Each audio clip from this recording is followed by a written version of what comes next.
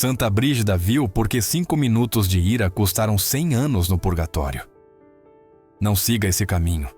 Volte atrás enquanto ainda pode. 5 minutos. Isso foi tudo. Não uma vida inteira de raiva. Não anos de amargura fermentando no coração. Não décadas de ódio herdado como uma maldição. Apenas 5 minutos, 300 segundos. O tempo de ferver água. O tempo de caminhar até o final de uma rua.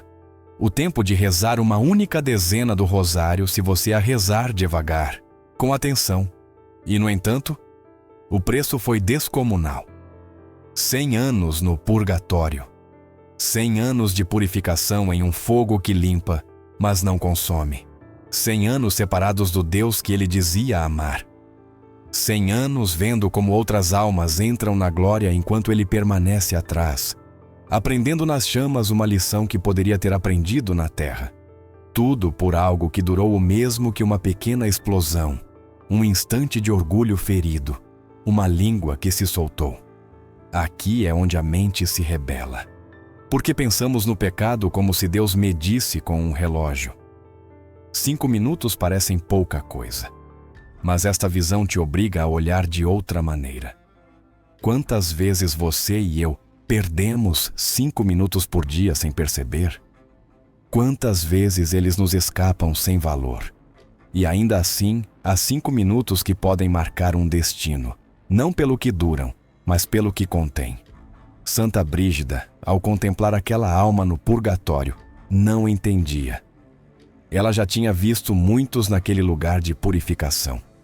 Tinha observado reis e camponeses, sacerdotes e leigos, grandes pecadores arrependidos ao final e pessoas que pareciam santas, mas ainda precisavam ser limpas antes de entrar na presença de Deus. No entanto, este caso a confundiu, porque o homem não era um assassino. Não tinha tirado a vida de ninguém.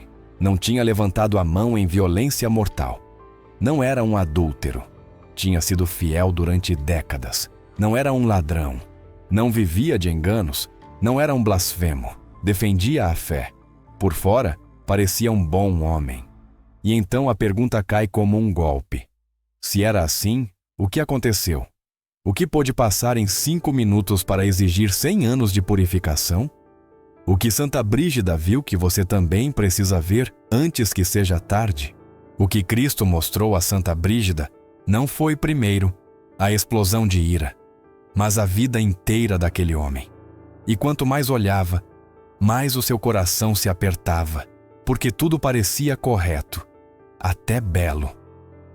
Não era uma alma que tivesse vivido longe da fé e depois voltado na última hora.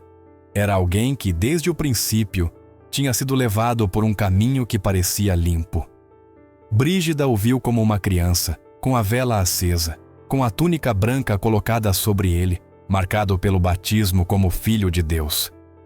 Viu a mão de uma mãe crente, paciente, suave, ensinando-lhe as palavras que sustentam um homem quando ninguém o vê.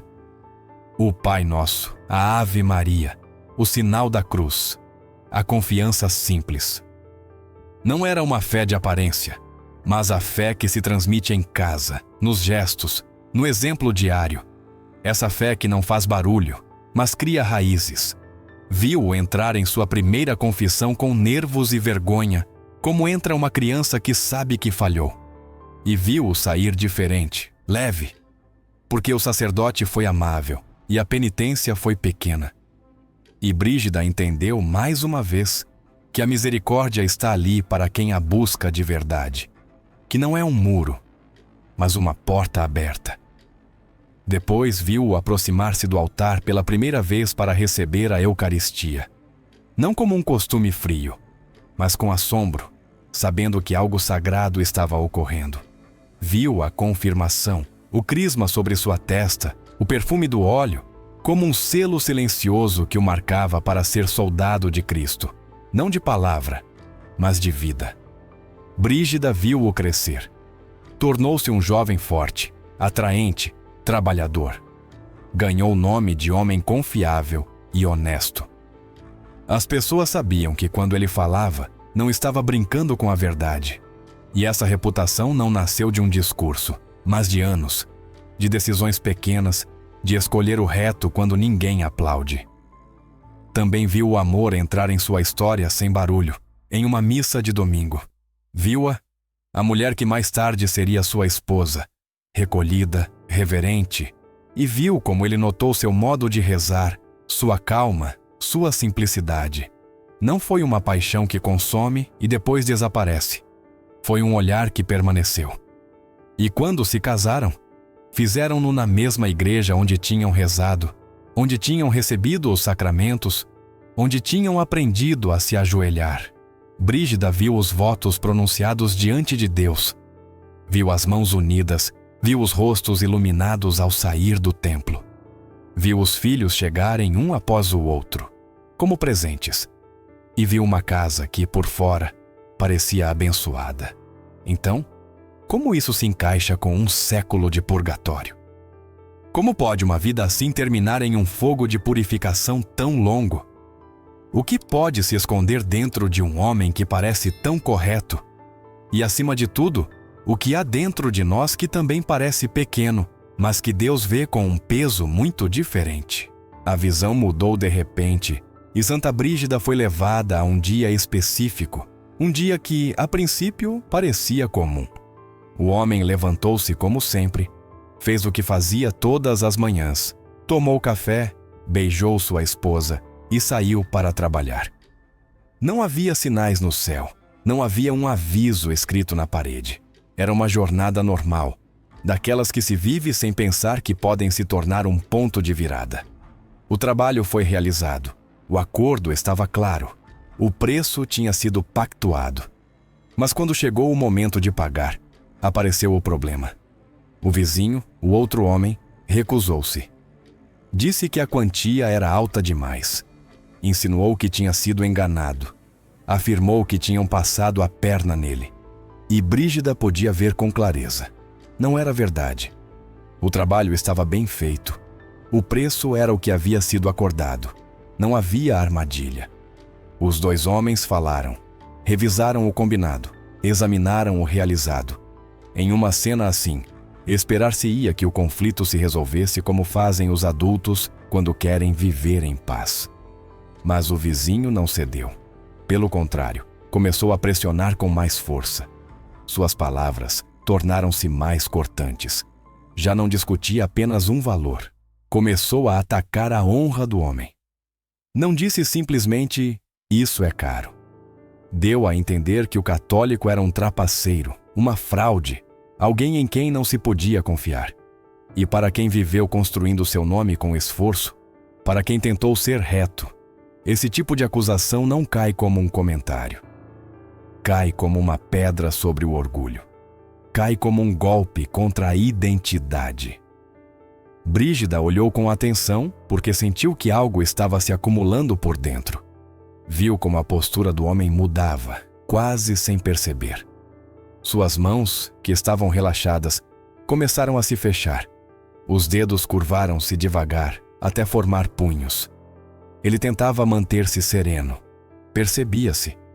Havia uma luta real em seu interior para não perder o controle, para não cruzar uma linha. Mas o vizinho continuou pressionando. Pôs em dúvida sua honestidade. Sugeriu que talvez não fosse a primeira vez, que talvez tivesse o costume de se aproveitar, que talvez por fora parecesse religioso, mas por dentro fosse corrupto. Não era verdade, mas naquele momento o decisivo não foi a verdade, mas como ele se sentiu. Sentiu-se como uma traição, como se arrancassem seu bom nome diante dos outros, como se alguém tentasse derrubar, em público, a casa que ele havia levantado durante anos.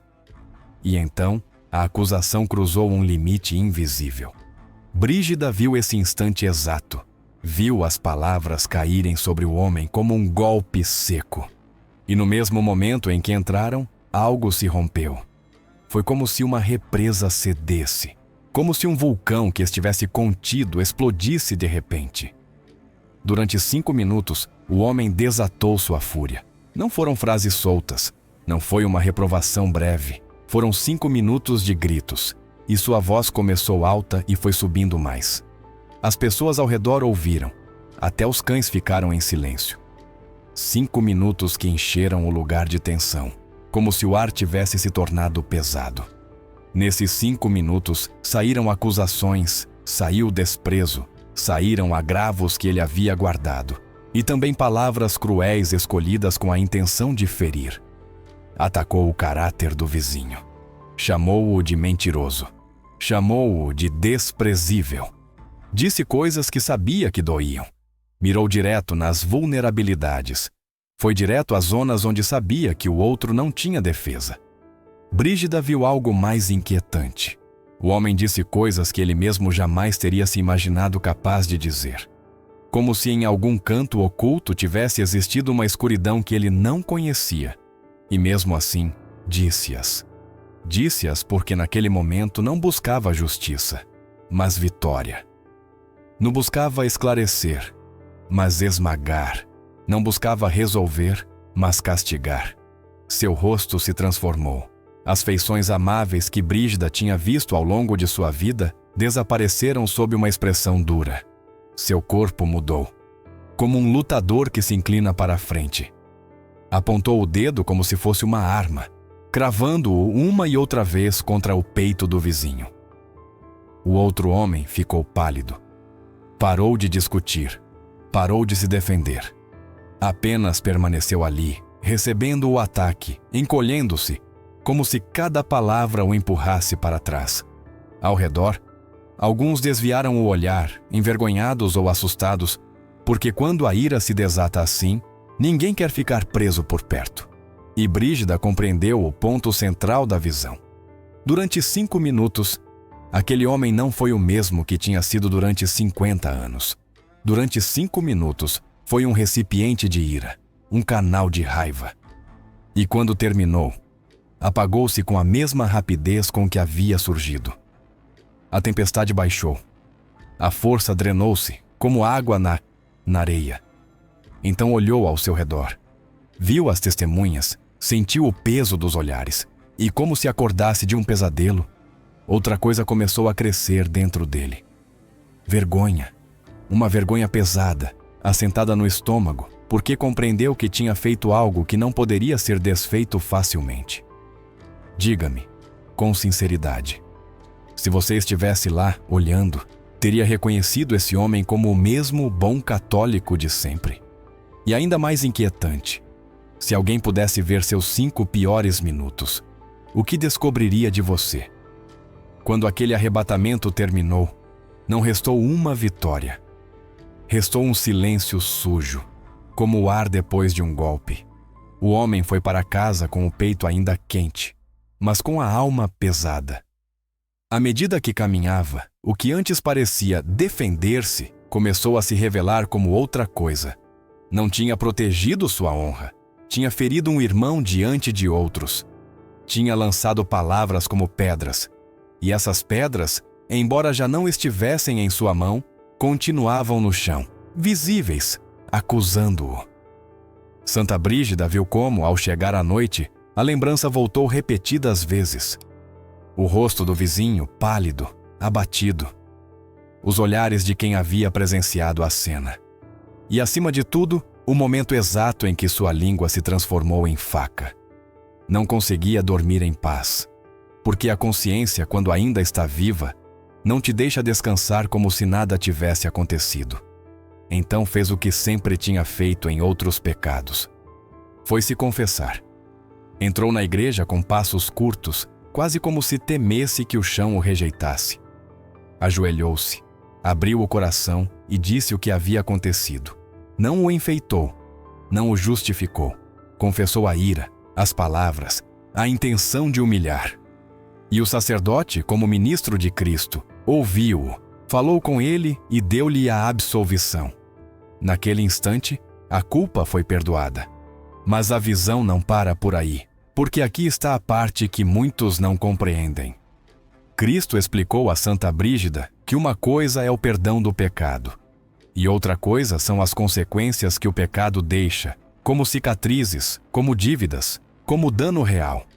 O perdão restaura a amizade com Deus. A absolvição apaga a culpa diante dele.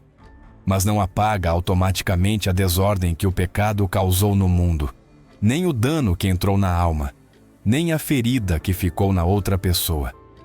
Cristo o fez entender com uma imagem simples. Se um homem, em um arrebatamento, lança uma pedra e quebra uma janela, pode se arrepender imediatamente. Pode ir ao dono, pedir perdão com lágrimas e dizer que foi um erro. O dono pode perdoá-lo de coração.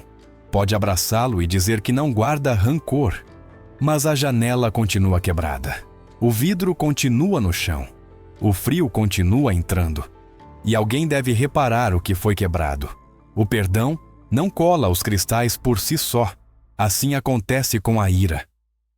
Nesses 5 minutos, o homem não apenas se manchou por dentro.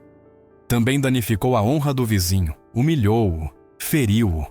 Embora depois se confessasse, a cena ficou gravada na memória de quem a viu. O vizinho ficou marcado pelo que ouviu. E o próprio homem ficou debilitado por ter permitido que a ira governasse sua língua. Santa Brígida viu Cristo falar com uma seriedade que não era dureza, mas verdade. Mostrou-lhe que aquela alma tinha recebido misericórdia na confissão, sim, mas ainda devia ser purificada da inclinação, da desordem, do rastro interior que deixou a violência de suas palavras. Devia ser limpa do que aquela ira revelou. Um orgulho que, quando se sente ferido, não busca paz, mas domínio. Uma soberba que, quando se acende, deixa Deus fora do coração durante esses minutos. E aqui, a visão torna-se incômoda, porque nos obriga a nos perguntarmos algo que evitamos. Se eu me confesso, já está tudo resolvido? Se peço perdão, já não há nada mais para curar? Ou há danos que ainda requerem reparação, não só diante de Deus, mas na realidade que minhas palavras tocaram? Cristo fez Santa Brígida ver que o purgatório, neste caso, era essa reparação. Não um castigo caprichoso, mas uma purificação necessária, para que a alma estivesse verdadeiramente pronta para entrar na presença de Deus sem essa sombra. E nesse ponto, Brígida começou a entender por que o número era tão alto. Não pelo relógio, mas pela profundidade do que aqueles minutos haviam desatado. Quando Santa Brígida insistiu, ainda com o coração apertado, Cristo respondeu-lhe com uma clareza que cortava qualquer desculpa. Fez-lhe ver que ela estava medindo o pecado com um relógio, como se Deus contasse minutos. Mas ele não mede assim. Cristo mostrou-lhe que ele mede pela profundidade do ocorrido e pelas ondas que se expandem a partir desse ato, como um golpe que cai na água e não fica em um só ponto. Então abriu-lhe Salhe os olhos para o que de verdade havia dentro desses 5 minutos, porque naquele arrebatamento o homem não perdeu apenas a paciência. Cristo explicou-lhe que, ao entregar-se totalmente à ira, cometeu vários pecados ao mesmo tempo. Onde devia habitar o amor, entrou o desprezo. Onde devia estar a caridade, instalou-se a crueldade. Onde devia haver justiça, apareceu a injustiça, porque suas palavras não buscavam a verdade, mas ferir, vencer, humilhar. Não foram palavras limpas, foram armas. Cristo apontou a raiz que alimentou o incêndio, o orgulho ferido. A ira não nasceu da defesa da verdade, nem de um amor pelo bem. Nasceu porque alguém se atreveu a tocar em sua reputação, em sua imagem, naquilo que ele queria proteger a todo custo.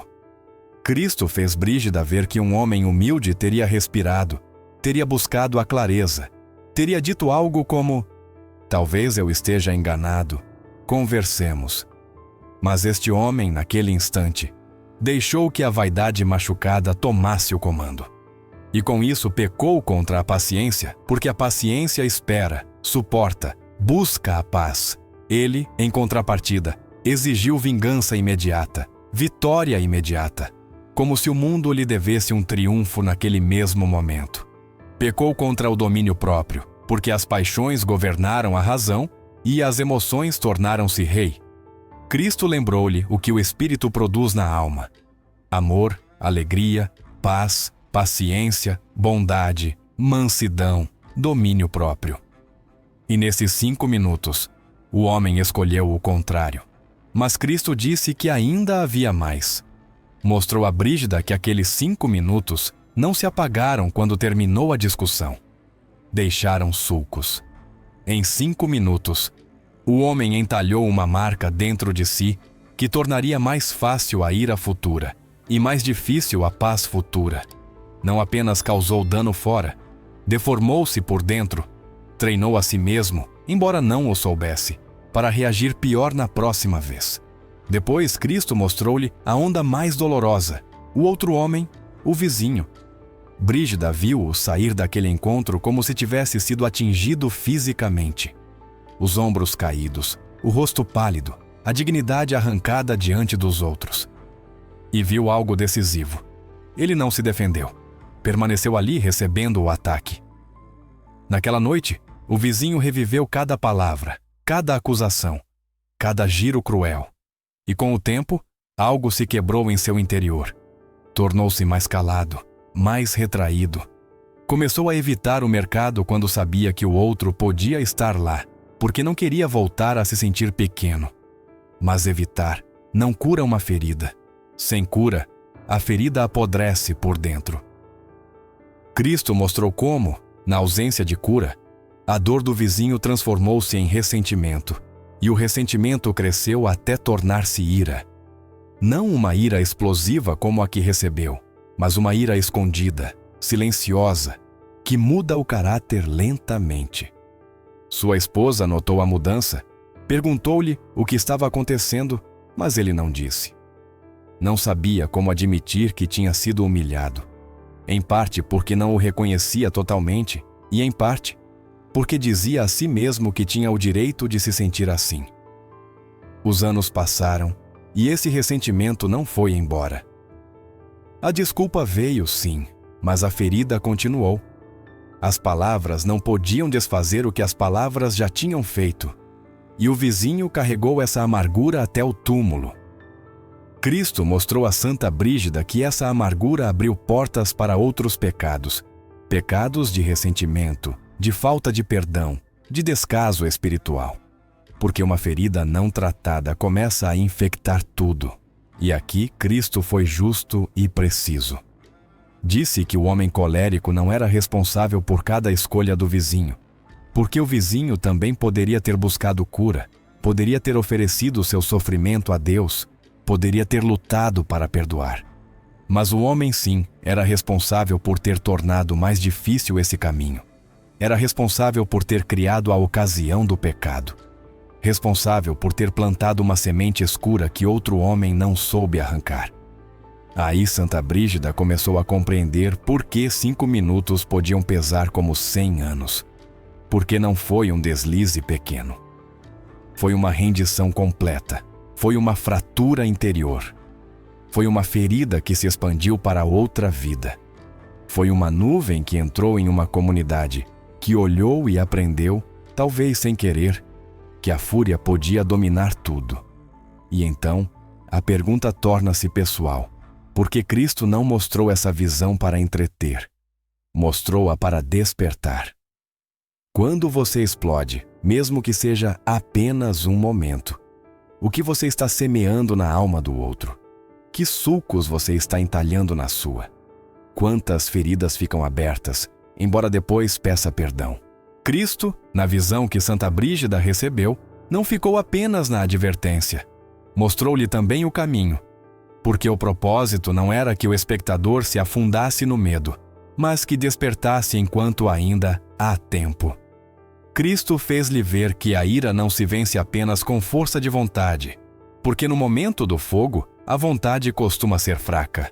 Vence-se com vigilância antes do fogo, com humildade, e com um gesto simples que corta a corrente antes que ela se feche. O primeiro que Cristo apontou foi isto: conheça a sua própria porta. A ira raramente aparece do nada.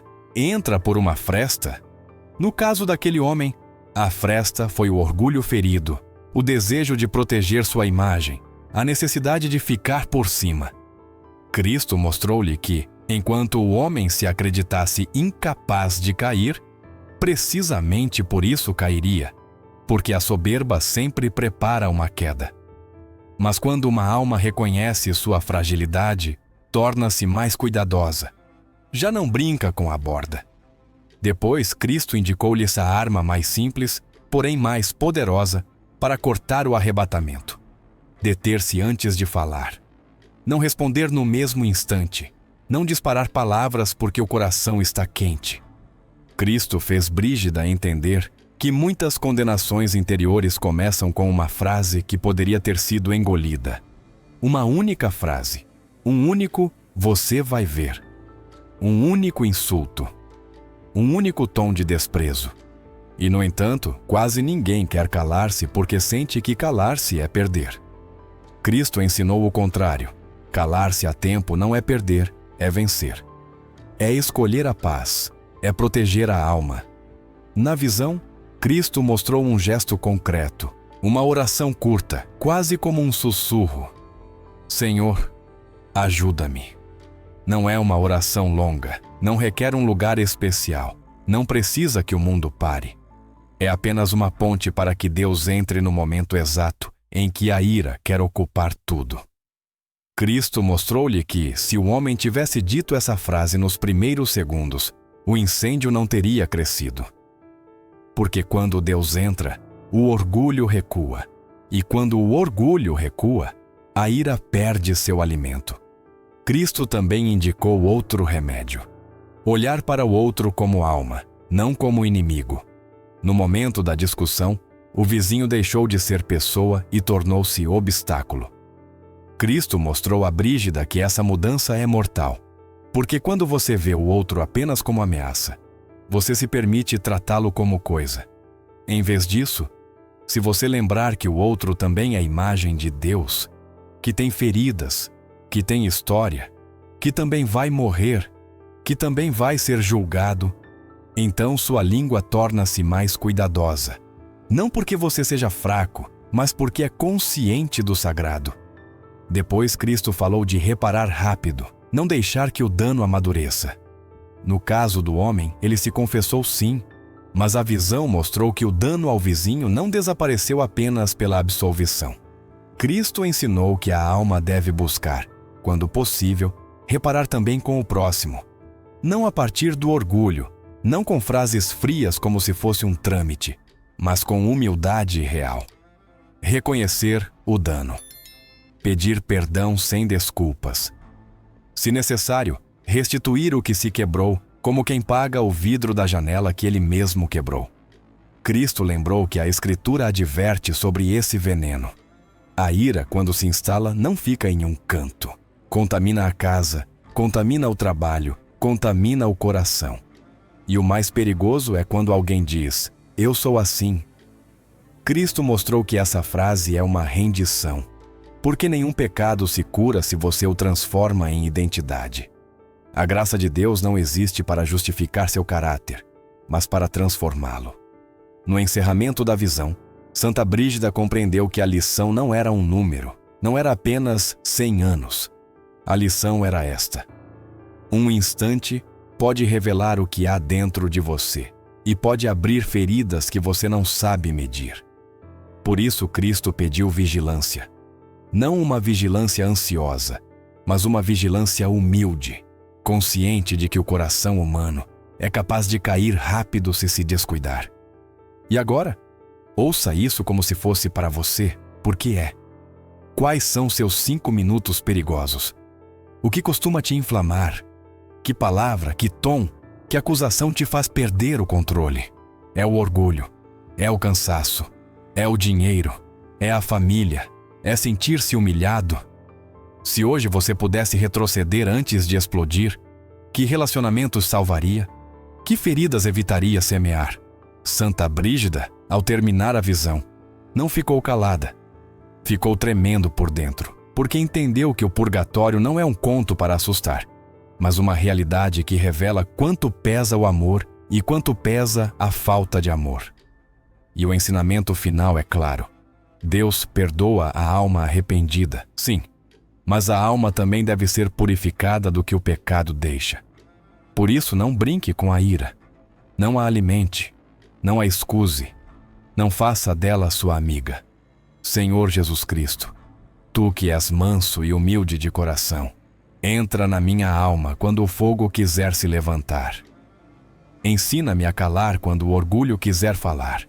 Ensina-me a pedir perdão quando feri. E dá-me um coração novo, capaz de paz, para que eu não perca em 5 minutos o que construí em anos. Amén. Si este mensaje te tocó, dime en los comentarios cuál es la situación que más te cuesta dominar y por quién quieres que recemos. ¿Qué parte de tu vida necesita hoy esta paz?